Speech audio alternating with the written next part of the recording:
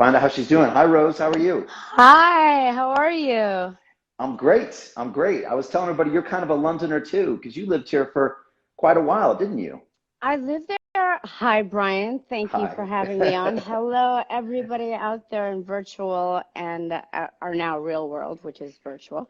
Yeah, I have such a huge flame for London. It really was instrumental in me kind of regaining some sanity after some really insane years and having distance from the US and seeing. It's fascinating to watch the power structures both be completely similar and quite different, and the various elites at work, the suppressors, the ones that smear you, and it's been, from a distance watching it happen to you. Isn't it fun? Yeah, right. Maybe you can give me a little advice when it comes to that, Rose. It's a strange thing, and until you feel it, you don't know what it's like. And so, for maybe one of the first time ever, I now know what it feels like to have that happen to them. And yeah, I heard your story when you were at London Real, but it's a completely unfathomable thing. So yeah, I mean, you wrote a Until the book about that. machine, until you challenge, I wrote a book about it, yeah. Yeah, you did. And you're going to write a book about it, I'm sure of it. Until you really challenge the power structure and make them nervous, they usually leave you somewhat alone. They kind of keep an eye on you from the sidelines. But once you really start going for them, then the smears, the attacks, the character assassination. I mean, with you, I read it was about anti-Semitism, and you had Eva Schloss on your channel, and then Yeah, with me, I was a TERF. I was anti-trans, which is hilarious since my right. best I trans remember. girlfriend spent the night with me last night, and friends. We had a slumber party. It's just like this is not reality, but they don't Yeah. care, and they will use every hot button, disgusting thing to take someone down when all you really want to do is make the world better, and you kind of want to say like, what's so bad about that? I know. The worst thing is, Rose, is it discourages you from wanting to make the world better. And you're like, well, I'm out here. I really want to do this great thing for this great city. And yet you get chopped away by these kind of smears that then get repeated. And then I guess, Rose, so many people like us, they just throw the towel in, right? They're like, oh, well, if this is going to be the way it's going to be, I'm not going to bother. And we probably crush so many people that could change the world because that happens, right? You have to have an inordinate amount of strength to put yourself Yeah, to be hated essentially, and to be lied about. And I've been, for me, as I detailed in my book Brave, I was lied about.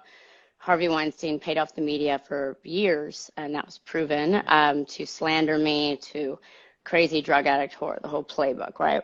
That's the woman's playbook. For you, they have to it's a little different, but they do the wacky guy from America. I'm pretty sure that's right. their jam, Yeah. And it's just like at some points you're like, God, your playbook is so boring. Can't you just like do better? Like if you're fine, if you're going to hog all the power, then be better or fuck off. It's well said, Rose. And I'm Thank finally you. getting to see that, because, before that I had a show and I had incredible people like you on the show, and I had controversial guests, and I kind of rode through that. I fought against censorship last year. We can talk about that because I know you have too. But until I put myself out for this political campaign, nobody really came after my character. And even now, I think my policies are 10 times better than the other candidates, but they don't really come after the policies. Again, they come after me. And it's the American, it's in the suit. And then they try to go find some guest I spoke to out of 1,000 guests that said one thing. And then it gets repeated. I just have to stay focused and always remind myself, why am I doing this? And if it challenges you, really, it challenges you. Are you really doing this for the truth, for the betterment of everyone, for the long term? And you must have had to ask yourself those hard questions when that was happening to you. I mean, like, you gotta be like, wow, I gotta keep fighting, right? Well, it kind of is funny when the very people that repeat the lies that are so clearly coming from a specific place that is being threatened, a place of power, they just repeat the untruths verbatim without doing any deeper research. That hurts me, especially because those are the people I'm trying to help, And for me, I'm not going to run for a political office. I think that personally I can affect. Can I curse? Yeah, fuck it. I can kick the shit out of people from the above position, like kind of the macro above, and just kind of see the system and be like, this actually needs to work better. Let's do that. But Right. getting into it requires a renegade spirit, and it requires, I'll tell you something. It was really weird. I was in Parliament a couple years ago, and I went into this room. I was being just taken around in Parliament, where there were all these parliamentarians, and they didn't know I was in there because they were taller than me. And I wish to God I'd had my camera, because one of them was literally talking about how dumb his voters were and how easily fooled they were. And I was like, oh. And I'd been in the halls of power in D.C. I was a volunteer with a ridiculous group called No Labels, Republicans and Democrats working across the aisle, and Hmm. which is behind the scenes not untrue in terms of them being friends and all basically being kind of the same thing. It is Yeah. it is a wild perspective from the inside out, and it's hard when you can't tell the public, when you kind of just know more about a certain thing, and it's so hard for people to believe. And I think that's why like good cops get ferreted out, like probably good politicians.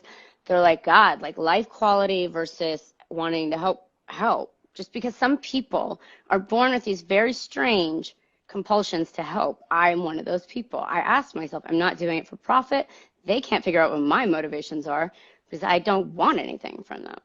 I just Yeah. want it to be better. And I know you can do this with London. I know you can do Yeah. this.